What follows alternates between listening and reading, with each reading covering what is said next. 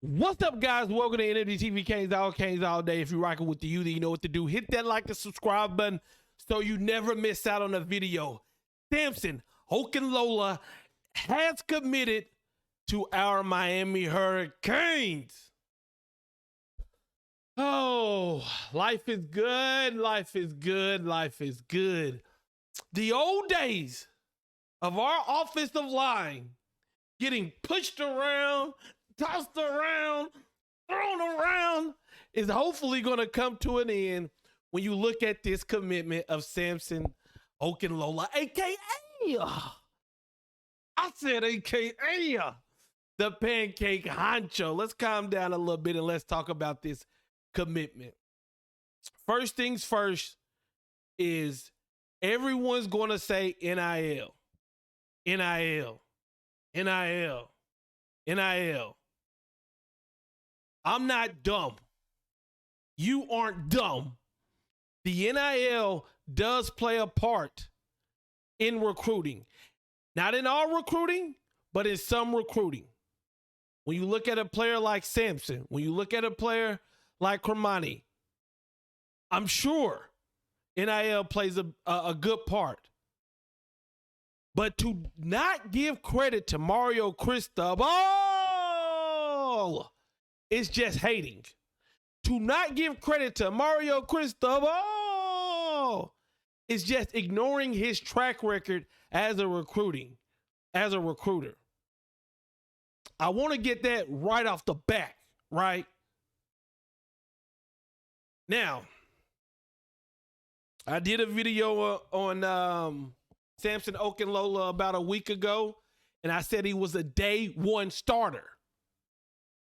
And my boy OG Kane said, "Gee, I love you, dog. I rock with the channel.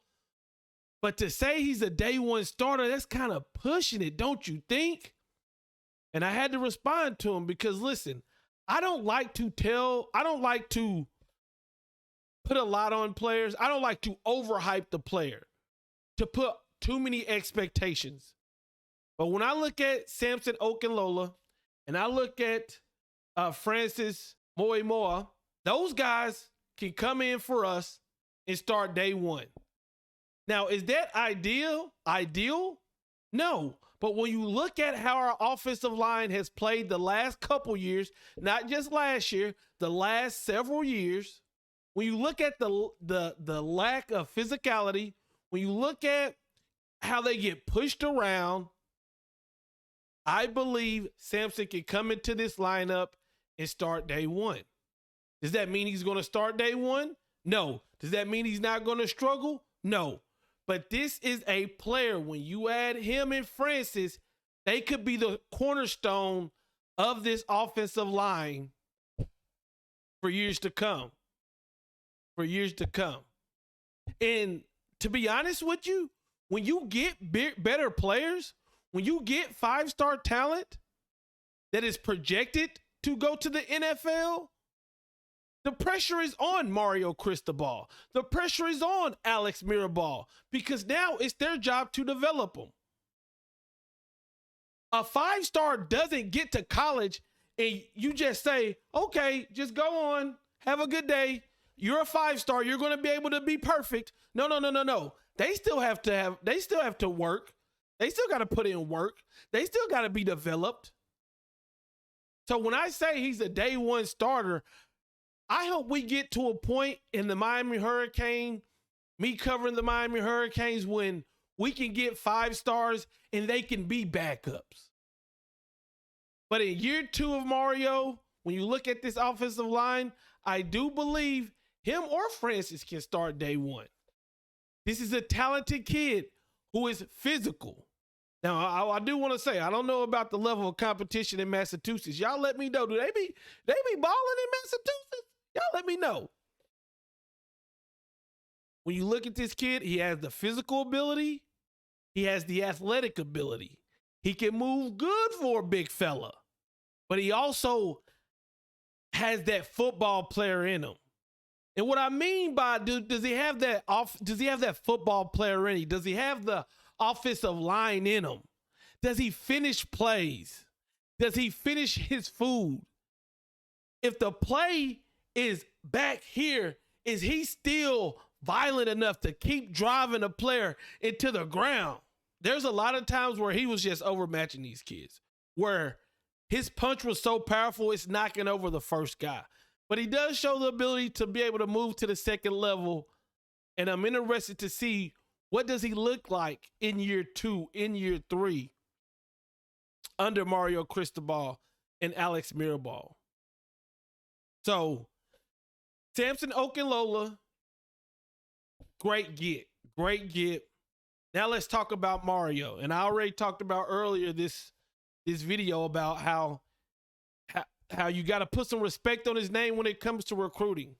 This man Mario took this job, had to bury his mother, something that I feel like a lot of people overlook. I feel like people overlook him having to deal with a family loss, especially his mother. Had to get right on the recruiting trail, saved the last class, had a 5-7 season, which is unacceptable, which was terrible, and he's partly to blame in that too. He doesn't just get the case by all that, but he bounced back. He kept his class intact. We've lost Connor Lew, and we've lost Jalen Rashada. And not only did he keep this class intact, not only did he give us a top 10 class, come on now. Not only did he give us a top 7 class, come on now. Not only did he give us a top 5 class, come on now. We are sitting at a top 3 class. If I would have told you after we lost to Middle Tennessee State, hey, don't worry, we're going to get a top 3 recruiting class, what would you would have said? If you would have asked me before the season even kicked off, you would have asked me, I would have said, we're at least going to have a top 10 class and we're going to push top 5. Right now, we're sitting at top 3 and we're still in a battle for more. Next up, what this commitment means, because this one commitment, it means a lot. Florida Gators fans, stay out my comments talking crap. Stay off my Twitter talking crap. Because Mario just stuffed Billy Napier in the locker again. High Top Sports. There is a Florida Gator YouTuber named High Top Sports. The guy has energy. He puts out good content. But when Cormani McClain recruited to Miami, I posted a video of him acting crazy. And then he realized that Cormani was coming to the U and he didn't know what to do. Well, they just recently got a commit, DJ something, the quarterback from the 25 class, 24 class, I think it's 24 class. And he comes into my Twitter mentions talk about some, I want that Miami Hurricane energy. Where the Miami Hurricanes at now? Bruh, if you're watching this, y'all have been below us in recruiting this whole time. We weren't even going after the DJ kid. And once again, Billy Napier ran up against Mario on the trail, and what'd he do? Shit the bed. He shit the bed, and you better get used to it because it's not going anywhere. It's not going anywhere. Anybody we want, if Billy Napier wanted, we may snatch him up too. We wanted Cormani, we got Cormani. We wanted the pancake honcho, we got the pancake honcho. This recruitment has a lot of layers to it. You're getting a good player. You're getting a top 3 class. It solidifies that Mario is who we thought he is. It lets people know that Billy Napier, you better put your big boy pants on because Mario Cristobal isn't playing. But more importantly, with good players comes more expectations. There's no excuses to be bringing in 5-star talent. And I'm going to stop saying stars. I'm just going to say elite talent because you can look at this guy and tell he's elite. You don't need a recruiting service to tell you that. And not win games. So it's good that we're getting good players, but the more good players we get, the more we start looking at you coaches. And at the end of the day, we're either going to applaud this coaching staff or we're going to be asking ourselves, What happened to Samson Okunlola? What happened to Francis Moore? What happened to Cormani McClain? I love it. I love it. Let me know what you guys think, man. I'm hyped. I can talk all day. Peace.